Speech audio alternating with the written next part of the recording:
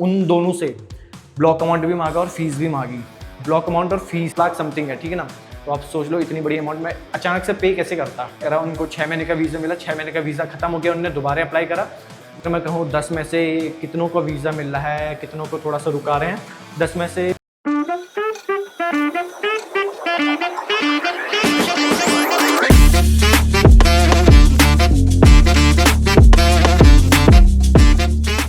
So hi guys, welcome back to Rohit Chirola vlogs. जय श्री राम सभी मेरे दोस्तों को। तो क्या हाल है सभी मेरे भाइयों के। तो दोस्तों आज बहुत दिनों बाद, क्योंकि मैंने एक वीडियो में कहा था कि आप लोगों को मैं वीज़ा के बारे में बताऊंगा कि कैसा कैसा सीन रहता है और मेरे को 2 बार अपॉइंटमेंट कैसे मिली। और बहुत लोगों का ये भी क्वेश्चन आता है कि भाई ब्लॉक अमाउंट भरना पड़ेगा नहीं भरना पड़ेगा। तो इस टाइप के मैं कुछ आप लोगों को बताना चाहता हूँ। और जैसे मेरे को 2 बार वीज़ा अपॉइंटमेंट मिली थी, एक बार मैंने पे करके मिली थी, एक बार मेरे को विदाउट पे करके मिली थी। तो मैं आप लोगों को वही बताने वाला हूँ कि मेरे को ऐसे कैसे मिला और क्या क्या मेरे को उनने मांगा था वीज़ा ऑफिसर ने। तो मेरे को कितने टाइम का वीज़ा मिला वो तो आपको नेक्स्ट वीडियो में पता चलेगा, क्योंकि मैंने अभी तक अपना आरपी कार्ड कलेक्ट करा नहीं है। वो नेक्स्ट वीडियो आएगी, उसमें आप लोगों को पता चलेगा। और जो अगर आपने मेरी अभी तक 2 बार मैं एम्बेसी गया हूँ, अगर आप लोगों ने अभी तक वाली वीडियोस नहीं देखी हैं तो डिस्क्रिप्शन में उनका लिंक होगा, तो आप फटाफट से जाकर उसको चेक करें, क्योंकि आप लोगों को पता चल पाएगा ये वीडियो किस बारे में है। तो फटाफट से चलते हैं और आप लोगों को थोड़ा थोड़ा मैं सीन बताऊंगा अपना और कुछ एग्जांपल दूंगा मेरे दोस्तों के, ठीक है ना। ऐसा नहीं कि मैंने कहीं नेट में देखा और वही बातें मैं आप लोगों से कर रहा हूँ। जो मेरे सामने लाइव एग्जांपल हैं मेरे दोस्त लोग, उन लोग की मैं आपको स्टोरी भी बताऊंगा और थोड़ी अपनी भी बताऊंगा, तो अच्छे से आप लोग रिलेट कर पाओगे कि क्या है सीन शॉर्ट यहाँ का। तो फटाफट से चलते हैं और बताते हैं। तो दोस्तों इंडिया से मेरे को 1 साल का वीज़ा मिला था, जो कि एक्सपायर हो रहा था 4 नवंबर 2025 को। तो मैंने सितंबर में अपनी एप्लीकेशन भर दी थी वीज़ा एक्सटेंशन के लिए, जो कि 4 नवंबर तक का मेरे को कोई भी रिस्पॉन्स नहीं आया था एम्बेसी की तरफ से। और फिर मेरे को नवंबर एंड में एक मैसेज आता उनकी तरफ से कि हमें आपके 3 डॉक्यूमेंट्स चाहिए, जो कि थे मेरे सैलरी स्लिप थी और मैट्रिकुलेशन लेटर था और क्या कहते हैं बैंक स्टेटमेंट थी। और जिस किसी को पता नहीं है मैट्रिकुलेशन लेटर क्या होता है, मैट्रिकुलेशन लेटर आपको अपने कॉलेज से मिलता है, कॉलेज वाले इश्यू करके आप लोग को देते हैं, ठीक है ना। तो मैंने वो सारे डॉक्यूमेंट उन लोगों को प्रोवाइड कर दिए थे। तो फिर कुछ दिनों बाद मेरा क्या सीन होता है, मैं 4 नवंबर को तो मेरी वीज़ा एक्सपायर हो जाता है। तो मेरी जॉब से मेरे को मेल आते रहते हैं कि आपका वीज़ा वैलिड नहीं है, तो इस वजह से आपको हम जॉब से निकाल सकते हैं। तो इस वजह से मैंने अपने इमरजेंसी फॉर्म भरना शुरू कर दिए थे, ठीक है ना। एक इमरजेंसी फॉर्म होता है जिसका आपको कोई भी पे करना नहीं पड़ता है, वो फ्री ऑफ कॉस्ट होता है, तो वो आप लोग भरते हैं। तो उसको मैंने भरा 3 से 4 बार।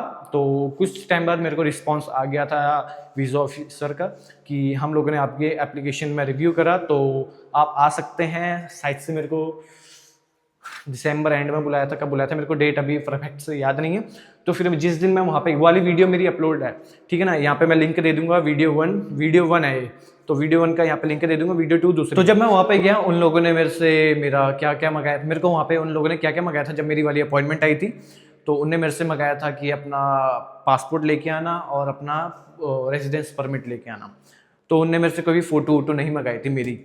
तो मैं ये तो समझ गया था कि मेरे को लंबे टाइम का वीज़ा नहीं मिल रहा है, क्योंकि अगर फ़ोटो मंगाते तो इसका मतलब होता कि मेरे को आरपी कार्ड दे रहे थे, तो मैं समझ जाता कि लंबे टाइम का है। तो उस टाइम मेरे को पता था कि नहीं मिलने वाला है। और जो भी मेरे दोस्त लोग थे उन लोगों को भी नहीं मिला था, क्योंकि उन लोगों की अपॉइंटमेंट मेरे से पहले आ गई थी। तो जैसे ही मैं फिर गया तो उनने मेरे को जो 6 मंथ का फिक्शन वीज़ा दिया था, तो मैं उससे भी खुश था उस टाइम पे, ठीक है ना। तो जब मैं आया, लेकिन मैंने एक चीज़ उन लोगों से पूछी थी कि क्या मेरे को दोबारे अप्लाई करना है मेरी दोबारे अपॉइंटमेंट के लिए 6 महीने बाद, या आप खुद दे दोगे। अब आप सोच रहे होंगे ये क्यों बोला मैंने उनसे, क्योंकि कुछ मेरे दोस्त थे जो मेरे से पहले जाके आगे रखे थे। तो वीज़ा ऑफिसर ने उन लोगों से कहा था आप लोगों को अप्लाई करने की ज़रूरत नहीं है, हम अपनी तरफ से आप लोगों को दोबारा अपॉइंटमेंट देंगे, क्योंकि अभी हमने आपको 6 मंथ का वीज़ा दिया और आपकी स्टडी अभी लंबी है। तो इस तरीके से उन्होंने कहा था। तो जब मैंने उनसे पूछा था वीज़ा ऑफिसर से, तो वीज़ा ऑफिसर ने मेरे से कहा था ऑफकोर्स आपको करना ही पड़ेगा, ऐसे मतलब थोड़ा फनी वे में कहा था। तो मैंने सोचा ठीक है चलो कोई बात नहीं, 6 महीने का मिल गया, मेरी जॉब कंटिन्यू हो जाएगी, मेरी स्टडी में तो कोई ऐसा इफेक्ट आता नहीं, जॉब में आता है। तो मैंने कहा चलो ठीक है 6 महीने तक तो है। तो जब मैं 6 मंथ का मिला तो अभी तक पता है क्या है, मेरे दोस्तों का सीन क्या है, मेरे से पहले अपॉइंटमेंट लेके आ चुके थे। तो अभी आज कितनी तारीख है, 30 मार्च है। 30 मार्च तक का अभी तक का उनको कोई अपडेट नहीं है उनके पास। वही किसी को 2 महीने का वीज़ा मिलेगा, किसी को 6 महीने का वीज़ा मिलेगा, तो कोई अपडेट नहीं है अभी भी वीज़ा की उनकी, ठीक है ना। तो अभी मैं आप लोगों को एक और चीज़ बताना चाहता हूँ। जो भी मैंने एप्लीकेशन भरी थी, मैंने उसमें अपना ट्यूशन फीस भरी थी, कोई भी ब्लॉक अमाउंट नहीं भरा था। और जो भी मेरे दोस्त लोग थे उनने भी खाली ट्यूशन फीस भरी थी, कोई भी ब्लॉक अमाउंट भरने की ज़रूरत नहीं पड़ी थी, ठीक है ना। क्योंकि हमारे पास जॉब है तो उससे ब्लॉक अमाउंट भरने की ज़रूरत नहीं पड़ती है। और बहुत सारे मैंने ऐसे केसेस भी सुन रखे हैं कि बंदे के पास जॉब नहीं थी, फिर भी उससे ब्लॉक नहीं मांगा, ट्यूशन फीस भी नहीं मांगी, फिर भी उसको जब तक का उसकी स्टडी है तब तक का वीज़ा दे दिया। तो एक चीज़ तो ये है कि जो भी है वीज़ा ऑफिसर के ऊपर डिपेंड करता है कि वो आपको देना चाहता है कि नहीं देना चाहता है। और एक और मेरा दोस्त है, उसके पास अच्छी खासी जॉब है, उससे बोला कि सीधे 4 साल की फीस भर दो, बट लकीली उसकी फ़ीस बहुत ही ज़्यादा कम थी तो उसने भर दिया। शायद से 1 साल की 4 लाख फीस थी, समथिंग ऐसी थी, तो उतना लोड उसको नहीं पड़ा तो उसने भर दी। वो किस्मत अच्छी थी और उसको उसके बाद उसको पूरे टाइम का वीज़ा मिल गया, ठीक है ना, जब तक का उसकी स्टडी है। तो यही ऐसा कुछ केसेस हैं। और ब्लॉक अमाउंट आपको बहुत ही रेयर केस में मांगेंगे, अगर आपकी जॉब नहीं है, थोड़ा सा आपका फाइनेंशियली देखेंगे, आपका आपसे डॉक्यूमेंट्स मांगेंगे, जैसे बैंक स्टेटमेंट मांग लिया, अगर उनको लगेगा कि हाँ इससे मांगना चाहिए तो वो मांग लेते हैं। और मतलब कोई ऐसी सिचुएशन तो नहीं है कि यार इस उसमें मांगेंगे।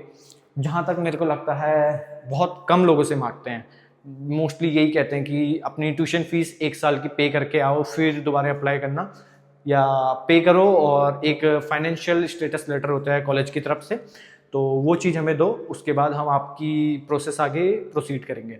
तो ये थोड़ा सा ये सब चीज़ें चल रही होती हैं, मेरे को फिक्शन वीज़ा मिल गया होता है। तो उस टाइम पे मैं एक चीज़ सोचता हूँ अपने दिमाग में, मतलब मैं प्लान कर रहा होता हूँ, क्योंकि जून या जुलाई एंडिंग में मेरा दोबारा मेरे को रिन्यू करना था अपना वीज़ा। तो मैं सोच रहा था अक्टूबर तक का मैंने फीस पे कर रखी थी, ठीक है ना। तो मैं सोच रहा था अगर क्या पता ये कुछ टाइम तक का डिले करें तो फिर मेरे को दोबारा फीस मांग सकते हैं। मतलब मैं अपने हिसाब से प्लान बना रहा था, क्योंकि प्लान बनाने पड़ते हैं, ठीक है ना। अचानक से पैसा नहीं आ जाता, सब चीज़ आपको देखना पड़ता है, मैनेजमेंट करना पड़ता है। तो मैं सब चीज़ प्लान कर रहा था।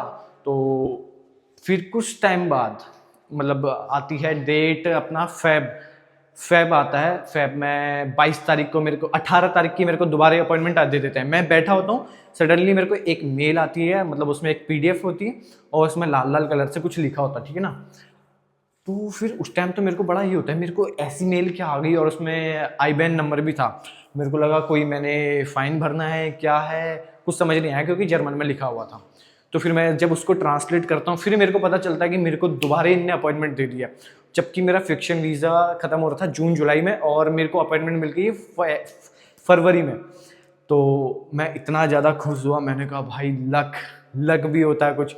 तो लकीली मेरे को अपॉइंटमेंट मिल गई थी। और इस बार मेरे से इन लोगों ने, इतना तो मेरे को पता था, मेरे पास फिक्शन वीज़ा है, मेरे को 1 साल का 6 महीने का वीज़ा दोबारा तो कुछ देने नहीं वाला है। मेरे को इतना अंदर से पता था कि फुल टाइम का वीज़ा मिलने वाला है, क्योंकि उसमें मेरे से फ़ोटो भी मांग ली थी, बोला अपनी पिक्चर लेके आना, रेजिडेंस परमिट लेके आना और अपना पासपोर्ट लेके आना। तो आई वाज सो हैप्पी। तो जब मेरे को ऐसी अपॉइंटमेंट आई, फिर मैं उस दिन का इंतजार करता, कब आएगा कब आएगा कब आएगा। तो फाइनली जब मैं उस दिन गया था, इसकी वीडियो यहाँ पे आ गई होगी, जिस पूरा रिएक्शन आप मेरा देख सकते हैं, डिस्क्रिप्शन में इसका लिंक है। तो जब मैं वहाँ पे गया, उनने मेरे से कहा कि अपना ये डॉक्यूमेंट दो, और फिर मैंने उनको दिया। फिर उनने मेरे को बताया कि आपको इतने साल का वीज़ा मिला है। तो ये वीडियो जो वीज़ा कितने साल का है वो नेक्स्ट वीडियो में आएगी। और जैसे उनने मेरे को बताया, फिर मैंने उनसे पूछा कि कार्ड कलेक्ट करने कब आना है, क्योंकि मेरे को कार्ड मिलेगा उसी टाइम तो मिलेगा नहीं। तो उन्होंने मेरे को कहा कि 45 डेज़ बाद आना। तो फिर मैंने उनसे पूछा आप मेरे को इसकी दोबारा नई अपॉइंटमेंट देंगे या क्या सीन रहेगा। तो उन्होंने मेरे को एक पेपर दिया, बोला कि ये अपना सिक्योरिटी को दिखा देना, सिक्योरिटी आपको अंदर भेज देगी और बता देगी कहाँ पे जाना है, कहाँ से कलेक्ट करना है। तो मैं तो बहुत ही ज़्यादा खुश हो गया भाई उस टाइम पे। तो भाई मेरे को मिल चुका था वीज़ा, तो फिर मैं बहुत ज़्यादा खुश हो गया। और मेरे जो 2 दोस्त और थे, मतलब हम कुल मिला के 3 लोग थे, 3 में से 1 मैं और 2 मेरे दोस्त, हम तीनों का मतलब वीज़ा ऑफिसर सेम था, ठीक है। और उनका सीन क्या था, उनने अक्टूबर में अप्लाई करा था, मेरे को तो बीच में फिक्शन वीज़ा मिल गया था, उनको अपॉइंटमेंट आई थी फरवरी में, ठीक है ना। सोचो तो, हम नहीं जनवरी में आई थी शायद से, उनको जनवरी स्टार्टिंग में आई, एंडिंग में आई थी, और मेरे को फरवरी मिड में आई थी। तो उन लोगों को तो मिल गया था उनका वीज़ा, और मेरे को पता चल गया था कि कब तक का है, तो मैं खुश हो चुका था। फिर क्योंकि हम क्लास में थे, हमने अपना वीज़ा ऑफिसर का नाम चेक करा था, तो हमारा सेम था। तो उनको और कमाल की बात इतनी, एक और चीज़ मैं आप लोगों को बताता हूँ, उन दोनों से ब्लॉक अमाउंट भी मांगा और फीस भी मांगी, ब्लॉक अमाउंट और फीस, और मेरे से ब्लॉक अमाउंट नहीं मांगा। तो मतलब एक चीज़ तो मेरे को ऐसी डर लगी हुई थी, भाई इन लोगों से ब्लॉक अमाउंट मांग चुका है बट मेरे से नहीं मांगा, अगर मेरे से भी मांग लिया तो क्या करूँगा, मतलब ये चीज़ मेरे माइंड में थी। ये चीज़ बहुत डरावनी सी थी, क्योंकि यार block amount I think 12 lakh है, कितना है, 12 लाख समथिंग है, ठीक है ना। तो आप सोच लो इतनी बड़ी अमाउंट में अचानक से पे कैसे करता, कुछ टाइम मिलता तो पे कर देता, अचानक से कैसे करता। तो ये सीन था। तो मैंने कुछ भी अप्लाई नहीं करा था सेकंड अपॉइंटमेंट के लिए, तो वो मेरे को खुद आ गई थी, ठीक है ना। मेरा बताने का मतलब ये है, लकीली मेरे को आ गई थी। और मेरे कुछ दोस्त ऐसे हैं जो पहली बार अप्लाई करा, उनको 6 महीने का वीज़ा मिला, 6 महीने का वीज़ा खत्म हो गया, उन्होंने दोबारा अप्लाई करा। मतलब जो उन्होंने कहा था कि विदाउट अप्लाई करें आपको नई अपॉइंटमेंट आ जाएगी, अभी तक का अपॉइंटमेंट नहीं आई है, उन्होंने दोबारा अप्लाई करा है, दोबारा भी कोई रिस्पॉन्स है नहीं अभी तक का। तो ये चीज़ अभी कुछ समझ नहीं आ रही है कि क्या चल रहा है वीज़ा का, बट मेरा तो आ गया है। और यही मैं आप लोगों को बताना चाहता हूँ। सिचुएशन मतलब कुछ अप एंड डाउन है, किसी को आ जा रहा है, किसी को नहीं आ रहा है। अगर मैं कहूँ 10 में से कितनों को वीज़ा मिल रहा है, कितनों को थोड़ा सा रुका रहे हैं, 10 में से 3 लोगों को मिल जा रहा है और 7 लोगों को थोड़ा सा डिले होके मिल रहा है। तो ये सीन है अभी करेंटली। तो आज के लिए बस इतना ही रखते हैं। आई होप आप लोगों को समझ आया होगा थोड़ा सा क्या क्या हाल चल रहा है, क्या अपडेट है। और भाई वो वाला तो काफ़ी ज़्यादा डरावना था जब वो उन दोनों से ब्लॉक अमाउंट और फीस मांगी थी, बट मेरे से नहीं मांगा। तो आज के लिए बस इतना ही रखते हैं। आई होप आप लोग को ये वीडियो पसंद आएगी तो लाइक कमेंट शेयर करके जरूर बताना कैसी लगी ये वीडियो, और कमेंट में मेरे को जरूर बताना कि आप लोगों को किस किस के ऊपर वीडियो चाहिए। तो बाय बाय, चाचा दोस्तों, जय श्री राम सभी मेरे भाइयों का।